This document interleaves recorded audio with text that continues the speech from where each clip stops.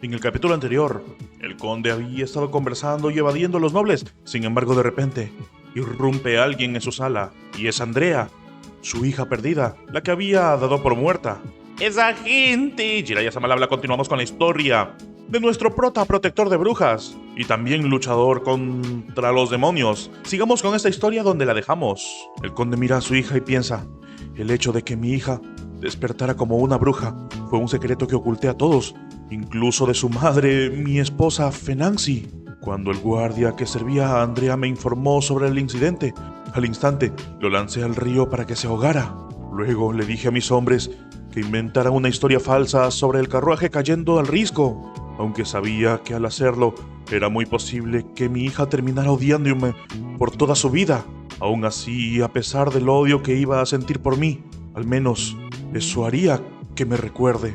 Y ahora que vuelvo a verla, después de todos estos años, no pensé que sería mi corazón el que sufriría. Vemos al conde temblar de lástima pena. De repente, se percata en su hijo, que está al lado suyo. «Puedes retirarte», le ordena. «Padre», intenta intervenir algo, sin embargo él continúa. «Haz lo que te digo». Y de esa forma, su hijo pasa a retirarse, de muy mal humor. Inmediatamente, el conde le habla a su mayordomo. «No alertes a nadie. Ve a cerrar el portón del patio y apaga las luces del salón. Y si alguien viene a visitar, solo di que estoy ocupado redactando documentos y que nadie tiene permitido molestarme. ¿Lo has entendido?» Lo haré en este instante», dice el mayordomo. «Pero, ¿y qué hago con los amigos que trajo la joven dama Andrea?» «¿Amigos?», pregunta él mirando de reojo a Andrea. «Llévalos al salón del banquete y atiéndelos como corresponde». Y así, de esa forma, se cierra el salón, dejando a Andrea y a su padre solos. Finalmente, procede a mirarla, con un poco de vergüenza en los ojos, con las manos temblando, y finalmente, decidido, se carraspea un poco y dice: «Aunque usted y mi hija se vean parecidas, no puedo estar seguro de que sea Andrea». Mientras aprieta el puño, conteniéndose, continúa diciendo: «Después de todo, ella solo tenía 16 años cuando se fue y ya han pasado casi 10 años. ¿Tiene alguna manera de comprobar su identidad?». En ese instante, las manos de Andrea comienzan a brillar y poco a poco la energía toma forma de un arco, un hermoso arco, justo encima de Andrea. «¡Ese arco!», inmediatamente observa el padre para sí mismo. «Fue un obsequio personalmente que le di a un carpintero que lo hiciera para su cumpleaños. De verdad eres tú. ¿Por qué regresaste? Te despaché para protegerte, para que pudieras tener una vida segura». «¿Qué fue eso?», pregunta Andrea inmediatamente, cancelando su magia. «¿No fue porque tenías miedo de que otros descubrieran que la hija del primer ministro se había corrompido y había sucumbido a la tentación de los demonios? En ningún momento pensé que estaba siendo protegida. Lo que sentí fue que fui abandonada.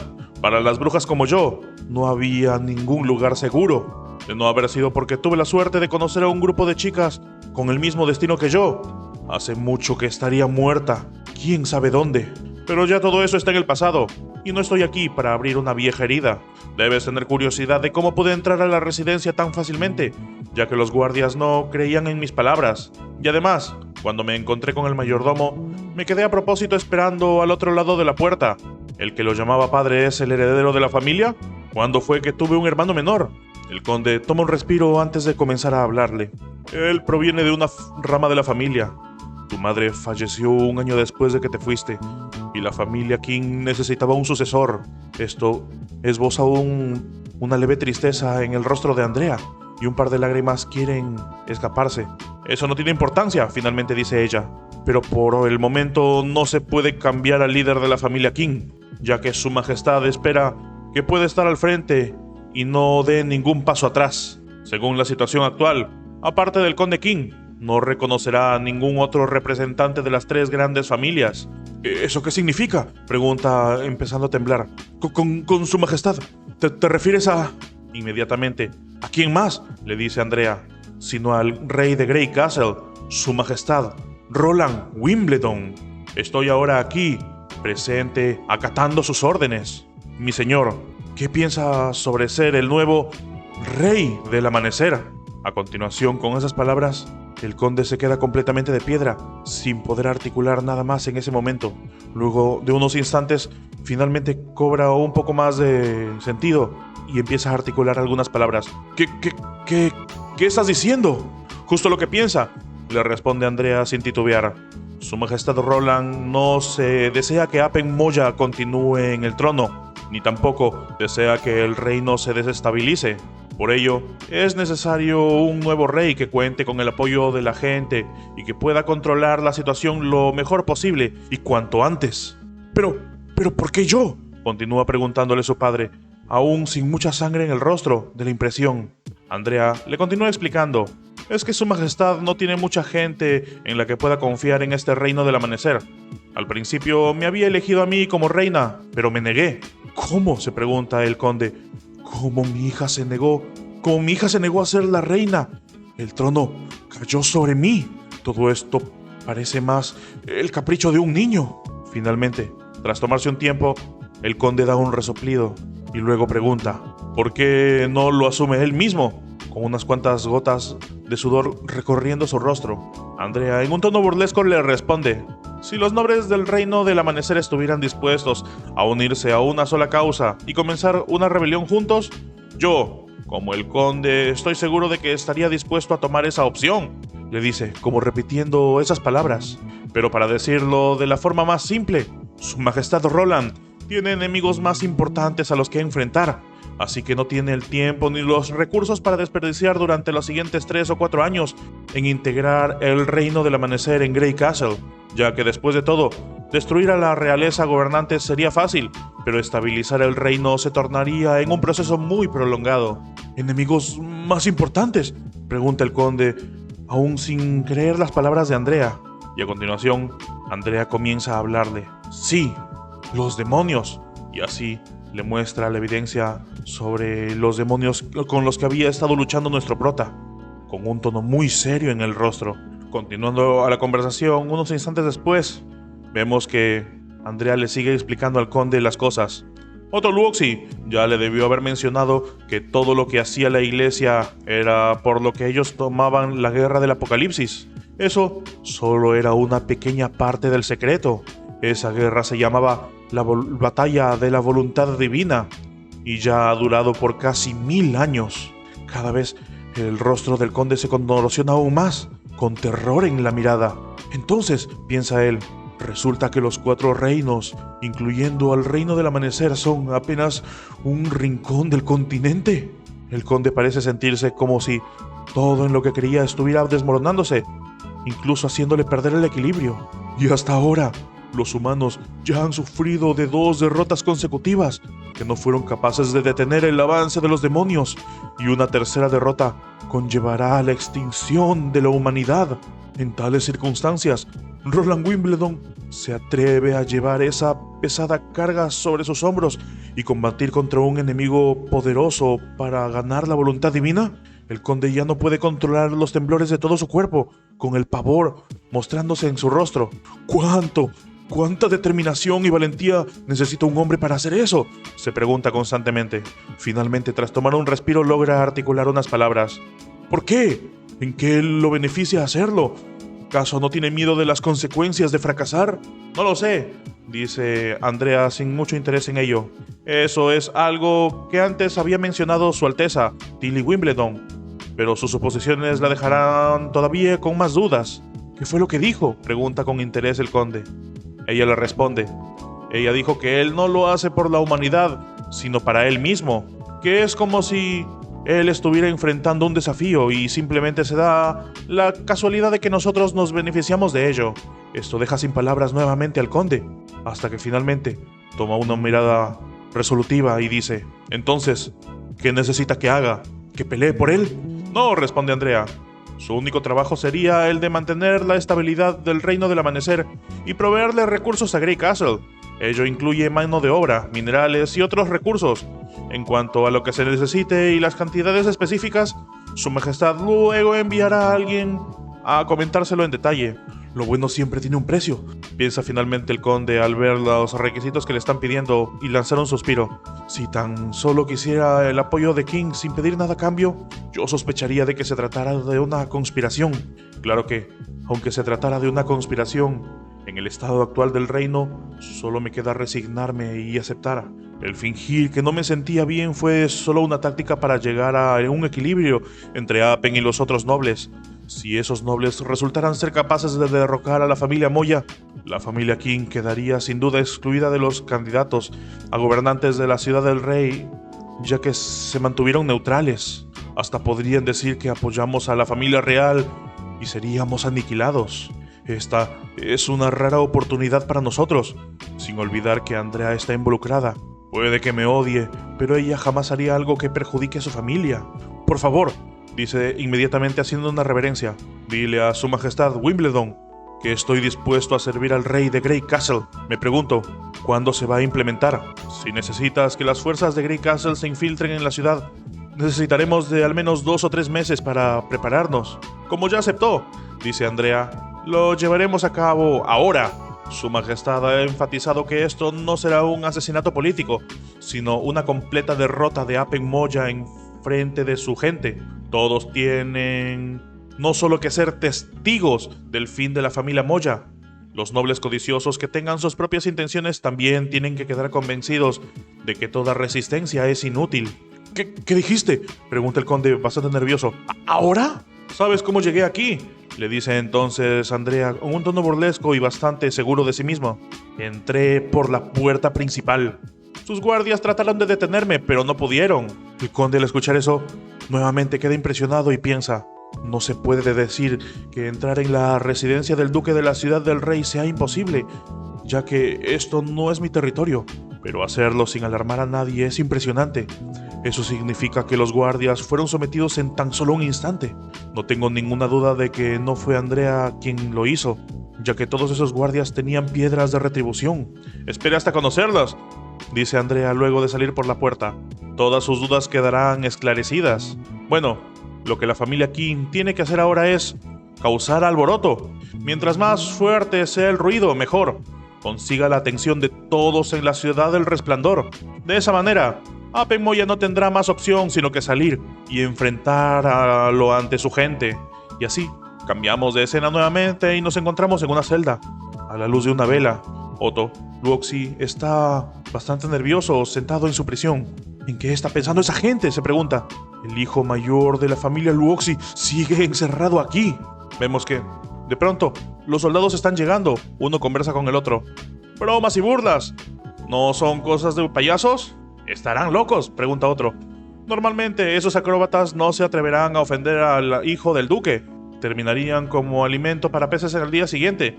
Son solo un montón de vagabundos indigentes. Bueno, responde el otro soldado. Eso fue cuando las cosas eran normales. En aquel entonces, el hijo mayor de los Luoxi estaría encerrado en el calabozo. Ahora a su majestad solo le gusta ver los actos de esos tipos, ¿no lo crees? Sin el consentimiento del rey del amanecer. No creo que se atrevieran a hacer una cosa así. En fin, dice el otro soldado. Solo son unos escupitajos, no se va a morir por comer eso. Oh, mi señor, ¿estabas despierto? Al entrar en el calabozo ve que Otto Luoxi está sentado al borde de su cama, pensando. Pues bien, es mejor así, podrá terminarse la cena hoy, le dice el soldado. Mañana cambiaré las velas. El jefe de los mayordomos olvidó enviar nuevas. Mientras tanto, Luoxi parece tener una mirada perdida. Comienza a pensar, el payaso del grupo acrobático se chocó con el hombre a cargo de entregar mi comida, y con la intención de hacer la gracia a Apen Moya, se atrevió a escupir en mi cena. Vemos que su rostro está cada vez más disgustado mirando la cena, pero de repente parece caer en cuenta en algo que solo él podría saber. Su cena parece estar enturbiada con un líquido oscuro, como si fuera tinta, algo que por supuesto él reconocía. Inmediatamente se frota los ojos para ver bien eso, y en este momento entramos en los recuerdos de él, cuando se enfrentaba al acróbata espía de nuestro prota. ¿Grupo acrobático?, le decía él. Payasos, bromas. ¿Será que esto lo preparó esa persona? Y a continuación, recuerda cuando él hablaba al acróbata. Yorko, dije que solía ser un acróbata común, ¿eso es verdad? ¿Cómo fue que llegó a conocer a su majestad Roland? Todo fue una coincidencia, le respondía él. En cuanto a por qué su majestad me escogió, tal vez fue porque mis habilidades acrobáticas no eran tan malas. ¿Podrías mostrarme un ejemplo?, le preguntaba él. Y así, Yorko había sacado una copa. De acuerdo, realizaré un truco más simple, el del escupitajo de tinta. ¿Cómo hizo eso? Otto estaba sorprendido de ver que, donde había metido un escupitajo, ahora la copa era completamente oscura. ¿Cómo hizo para que el agua cambiara de color?, le pregunta. No acaba allí, le dice Otto. Observe este trapo y nota que no hay nada en él. Muy bien, ahora lo sumergiré en agua para mojarlo y luego lo pondré al fuego para secarlo. Y adivina qué sucederá. Y a continuación se revela. ¡Es un hombre! ¡Es asombroso! Vemos que con el calor se había revelado unas cuantas escrituras. Y así, llegamos al presente. Otto Luoxi está metiendo las manos en la sopa que le habían mandado, bastante presuroso. Y finalmente vemos que logra sacar un trapo de ella. Lentamente lo acerca a la vela que estaba a punto de consumirse. Y al calentarse finalmente revela lo que Otto estaba esperando. Unas letras inscritas en el pañuelo que rezan: no tengas miedo, ya voy. Ahora cambiamos de escena y nos encontramos con el rey, Apen Moya, bastante molesto enfrente de uno de sus subordinados. ¿Qué dijiste?, pregunta con mucha furia. Su majestad, el primer ministro, le dice su sirviente, se ha rebelado. ¿Estás seguro?, le pregunta Apen, de que se rebeló y no solo está apoyando a los idiotas de afuera. Inmediatamente se pone a pensar, claro que algún momento iba a haber una rebelión. El unir fuerzas junto a una alianza de las 3 grandes familias de la ciudad del rey era una opción obvia. Lo que me esperaba era que los primeros en causar problemas serían los de la familia Qin. Desde hace tiempo que estaba al pendiente de ello. Pero pensé que los 3 viejos jugarían según las reglas y mantendrían un perfil bajo tras puertas cerradas, ya que después de todo, la ciudad del rey sigue en mis manos y cualquier acto de rebeldía es tentar a la muerte. ¿Pero qué significa esta rebelión?, pregunta Apen. El duque Qin sigue aquí en la ciudad del resplandor y no tiene ni a su gente ni a sus soldados. ¿Acaso se está rebelando con solo una docena de soldados? Eso es ridículo. ¿Por qué lo está haciendo? El sirviente, aún temblando, le dice: el duque sí se puso en contacto con nobles de otros lugares, pero no en secreto, sino con cartas de invitación. Invitó públicamente a los nobles a su mansión y los convenció de que apoyen a la familia Qin. Esto sorprende muchísimo más de lo esperado al rey de Apen Moya. Horford siquiera sabe lo que está haciendo, se pregunta.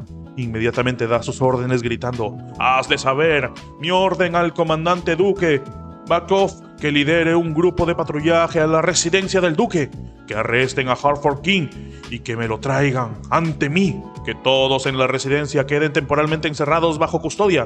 Si alguno se atreve a oponerse, pueden matarlos al instante. ¿Quiere escuchar qué explicación me dará el duque por todo esto? Sí, su majestad, dice el sirviente de inmediato. Y así, cambiamos de escena nuevamente. Nos encontramos en una sala vacía, luego de que todos hayan salido y solo se quede Apen Moya.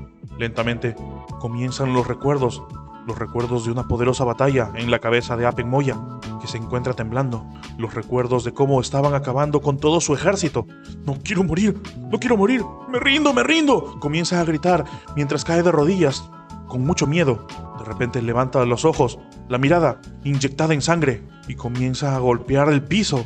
De no ser por ti, habría dejado mi nombre en la historia como un gran rey. Continúa gritando: te odio, quisiera cortarte en pedazos y destrozar tu carne. Y luego de ese pequeño lloriqueo, finalmente se pone de pie y con tranquilidad se dirige a su trono. Cuando el duque King sea capturado, le haré saborear la ira de un rey, dice tras sentarse en el trono. Pero de repente entran por la puerta. ¡Su majestad! Sir Bachov está muerto. El grupo de patrullaje, todos están muertos. ¿Es que acaso tenían trampas preparadas en la mansión? ¿O tenían caballeros ocultos?, le pregunta de inmediato el príncipe, el rey Apen Moya, sujetando de las ropas a su sirviente. Sí, responde, tenían guardaespaldas ocultos. Esa gente está loca, usan cualquier cosa como armas, cuchillos de carnicero, palos de madera y hasta ladrillos. En menos de un minuto, todo el grupo de Sir Bachov fue aniquilado. ¿Cuántos hombres tienen?, pregunta inmediatamente Apen. Tal vez 7 u 8, responde el sirviente, aún nervioso. ¡Inútil! ¿Acaso el miedo te volvió loco?, lo dice lanzándolo hacia un lado. El grupo de patrullaje era de 100 o 200 hombres. ¿Cómo fueron derrotados por 7 u 8 guardias? Ni 200 jabalíes serían tan rápidos. No me digas que ni siquiera pueden compararse con los cerdos del campo de carnicería. ¡Su majestad!, le dice el sirviente a Apen. Esa gente no son seres humanos, son monstruos. Nadie del grupo de patrullaje pudo bloquear siquiera uno de sus ataques. Esa no es la fuerza ni la velocidad de hombres. Y vemos como en los recuerdos del sirviente simplemente habían unas sombras presentadas frente al grupo de ataque de Apen Moya. De inmediato, Apen comienza a recordar a las brujas que lo acababan de visitar y la ira comienza a aparecer en su rostro. ¡Reset!, grita de inmediato. ¡Su majestad! Vemos que aparece un soldado. ¿Cuáles son sus órdenes? Ya mismo, ve a convocar a todos los mercenarios en la ciudad del Resplandor y dales ballestas y flechas incendiarias. Quiero que quemen la residencia del duque hasta que la conviertan en cenizas. Quiero que conviertan todo en cenizas, ya sean humanos o monstruos. Pero, ¿en el centro de la ciudad?, pregunta. Si el incendio se hace demasiado grande, puede que sea difícil apagarlo. Cierra la boca y haz lo que te digo, ordena el rey Apen. Si no los quemas, no hace falta que vuelvas conmigo. Ni siquiera el ejército del castigo de Dios, al enfrentar a enemigos que los superan en número por cientos, armados con ballestas, tendría oportunidad de ganar.